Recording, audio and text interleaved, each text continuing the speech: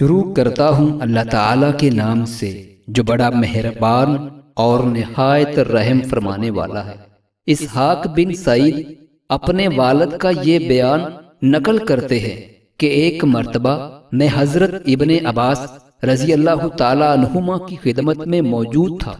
ان کے پاس ایک شخص آیا اور اس نے بڑے دور کے تعلقات سے ان کے ساتھ رشتہ داری جوڑنے کی کوشش کی، تو حضرت ابن عباس رضی اللہ تعالیٰ عنہما نے فرمایا، حضور صلی اللہ علیہ وآلہ وسلم نے فرمایا، اپنے نسبوں کو پہچانو اور صلہ رحمی کرو، کیونکہ جب رحم ختم ہو جائے تو چاہے رشتہ دار کتنا ہی قریبی ہو کوئی قرب نہیں رہتا، اور جب ان سے ملاقات رہے تو کوئی بعد نہیں رہتا اگرچہ کتنی ہی دوری ہو۔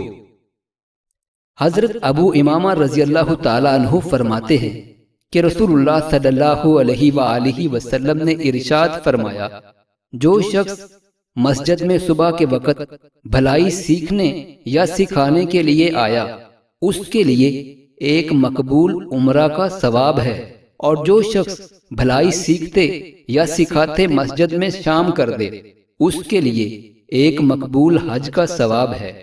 حضرت محمد بن جبیر بن مطعم رضی اللہ تعالیٰ عنہ فرماتے ہیں کہ ان کے والد بیان کرتے ہیں، ایک شخص نبی اکرم صلی اللہ علیہ وآلہ وسلم کی خدمت میں آیا اور عرض کی، یا رسول اللہ صلی اللہ علیہ وآلہ وسلم، کون سی جگہ سب سے زیادہ بری ہے؟ آپ صلی اللہ علیہ وآلہ وسلم نے فرمایا، میں نہیں جانتا۔